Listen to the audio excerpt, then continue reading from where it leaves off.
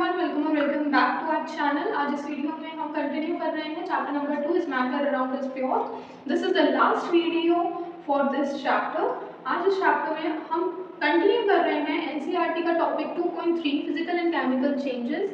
Physical changes क्या होते हैं, केमिकल चेंजेस क्या होते हैं। फिजिकल चेंजेस जैसा कि नाम बता रहा है, ऐसे चेंजेस जिससे फिजिकल प्रॉपर्टीज चेंज हो सकती हैं लेकिन केमिकली वो सेम रहेंगे। ठीक है, यानी जब भी फिजिकल चेंज होता है, फिजिकल चेंज के अंदर there is no change in chemical composition.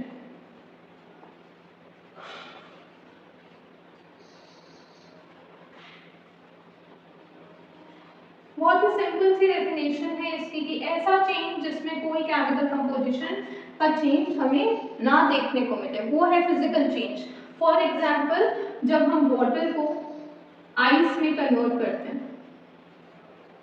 है ना, या वाटर से वाटर वेपर बना देते हैं, इन तीनों ही केस में इनका फिजिकल स्टेट अलग है, सॉलिड, लिक्विड, गैस, लेकिन इनका केमिकल नेचर तो सेम ही है ना। इनका केमिकल फॉर्मूला तो H2O ही है।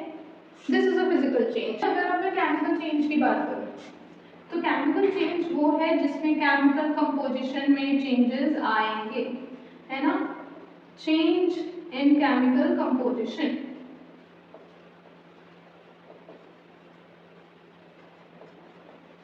एक ऐसा चेंज जहां केमिकली में चेंजेस देखने को मिल रहे हैं। For example, burning of a paper, किसी भी चीज को जला दो, पेपर को अगर जला देंगे तो बन के मुझे मिलेगा एश, लेकिन ये दोनों ही बिल्कुल अलग है। ठीक है, दोनों का केमिकल कंपोजिशन अलग होगा। इस तरीके के चेंजेस केमिकल चेंजेस होते हैं, इस तरीके के चेंजेस फिजिकल चेंजेस होते हैं। बहुत ही बेसिक डेफिनेशन है। एक लास्ट में आपके एनसीईआरटी बुक में मेंशन है एक लाइन की, जो बर्निंग ऑफ कैंडल है, it is both physical as well as chemical change. ऐसा क्यों? ऐसा बर्निंग ऑफ कैंडल में क्या हो रहा है, तो जब आप कैंडल को बर्न करते हैं तो जो वैक्स मेल्ट हो रही है वो एक फिजिकल चेंज है, क्योंकि वो वैक्स इकट्ठी करके वापस से उससे कैंडल बन सकता है। ठीक है, यानी ऐसा चेंज जो रिवर्सिबल हो, है ना। This is the first point. और एक दूसरा पॉइंट ये कि ये वाले चेंजेस रिवर्सिबल होते हैं। तो ऐसे चेंज जो रिवर्सिबल है वो फिजिकल चेंज है। कैंडल को जलाया, वैक्स मेल्ट हुई, उस मेल्टेड वैक्स से फिर से कैंडल बना लिया, this is a physical change. लेकिन इस कैंडल के बीच में जो एक ब्लैक थ्रेड होती है, जब आप इसे बर्न कर लेते हैं, वो कंप्लीटली बर्न हो गई तो अब वो वापस नहीं बन सकती। That is a chemical change, यानी केमिकल चेंज इरिवर्सिबल होते हैं, है ना। इन्हें हम वापस से ओरिजिनल स्टेट में नहीं लेकर आ सकते। ठीक है, होपफुली ये छोटा सा टॉपिक जो बुक में मेंशन है वो क्लियर हो गया है। तो अब हम टॉपिक 2.4 डिस्कस करते हैं ना। प्योर सब्सटेंसेस, प्योर सब्सटेंसेस क्या होते हैं ये मैंने फर्स्ट वीडियो में बहुत ही डिटेल में डिस्कस किया हुआ है। एक बार क्विक रिकॉल कर लेते हैं। तो प्योर सब्सटेंस ऐसे सब्सटेंसेस हैं जो सिंगल टाइप ऑफ पार्टिकल से मिलके बने हुए हैं। आज हम जो पढ़ रहे हैं उनके बारे में, वो है प्योर सब्सटेंसेस की क्लासिफिकेशन। प्योर सब्सटेंसेस को दो कैटेगरी में क्लासिफाई किया हुआ है, एलिमेंट्स एंड कंपाउंड्स। ठीक है, एलिमेंट्स क्या होते हैं उन्हें डिटेल डिस्कस करना है और फिर कंपाउंड्स के बारे में समझना है। तो सबसे पहले व्हाट आर एलिमेंट्स। एलिमेंट्स क्या है? एलिमेंट्स ऐसे प्योर सब्सटेंसेस हैं जिन्हें और ज्यादा डिवाइड नहीं किया जा सकता, यानी इन्हें हम कहते हैं कि ये बेसिक फॉर्म है। ठीक है, ये बेसिक फॉर्म है। ये जिस स्टेट में प्रेजेंट है, ये जैसे नेचर में प्रेजेंट है, अब उनको इससे ज्यादा तोड़ा नहीं जा सकता। एलिमेंट के बारे में हम ये कहते हैं। एलिमेंट्स को हमने तीन कैटेगरी में डिवाइड किया हुआ है, metal, non metal and metalloids. Metal और नॉन मेटल की कुछ प्रॉपर्टीज हैं जो हम यहाँ पे कंपैरेटिव स्टडी करेंगे। तो मेटल क्या होते हैं? मेटल ऐसे एलिमेंट्स हैं जो डक्टाइल होते हैं। ठीक है, ये ऐसे सब्सटेंसेस हैं जो मेलिएबल होते हैं,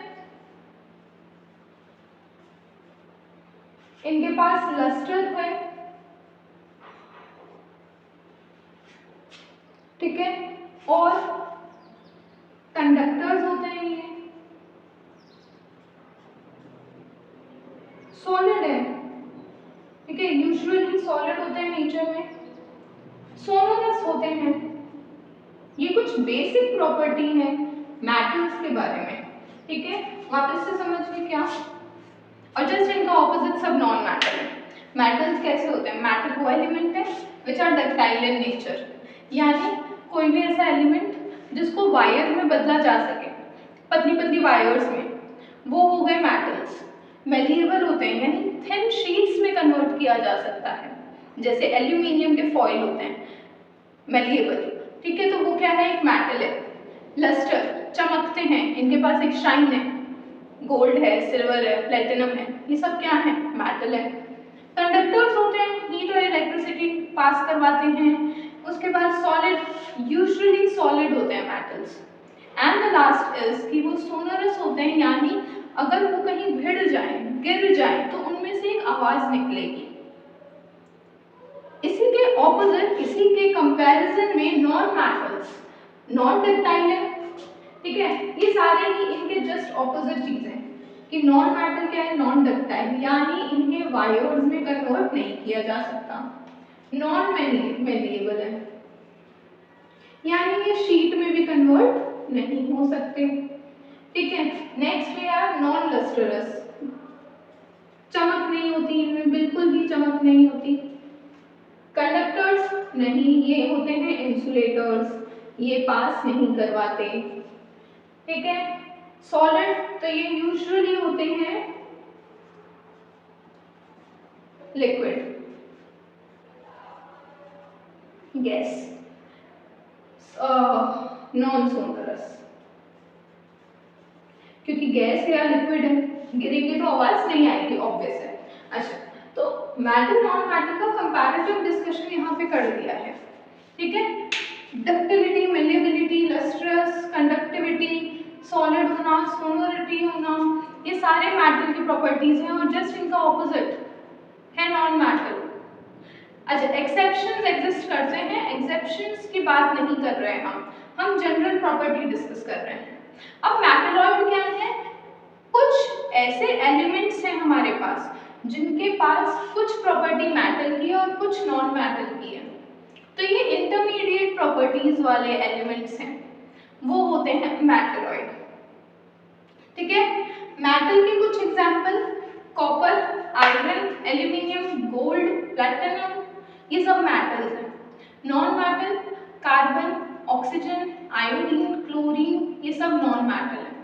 और मेटलॉइड के एग्जांपल में आएगा सिलिकॉन, जर्मेनियम, बोरोन, ठीक है। कुछ 7 to 8 ही ऐसे एलिमेंट्स हैं जो मेटलॉइड्स की कैटेगरी में रखे जाते हैं। होपफुली एलिमेंट समझ आ गया है, तो हम कंपाउंड्स पे चलते हैं।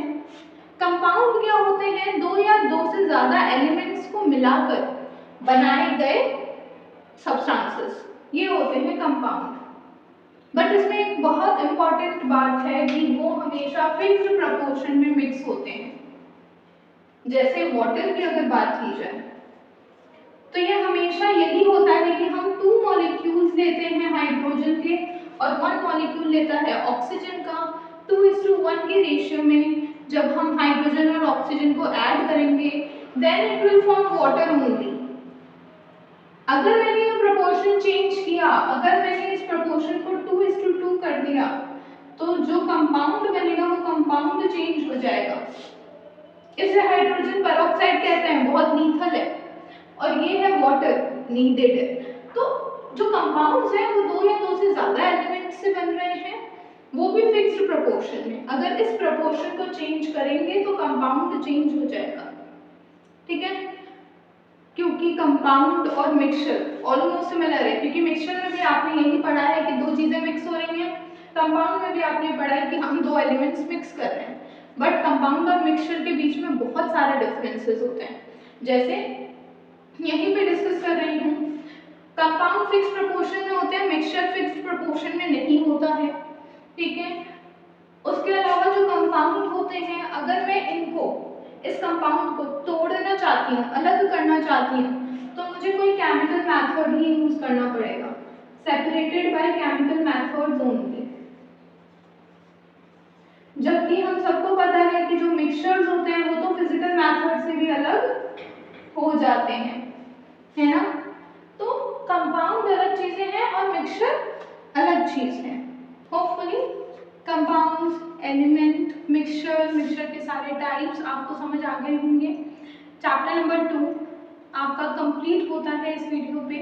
नेक्स्ट हम लोग चैप्टर नंबर 3 स्टार्ट करेंगे, और जितनी भी वीडियोस हैं आप उन सभी वीडियोस को जाके देखिए। अगर पसंद आ रहा है, समझ में आ रहा है तो उसे शेयर कीजिए, चैनल को सब्सक्राइब कर लीजिए and do hit the like button please. Thank you so much, bye bye.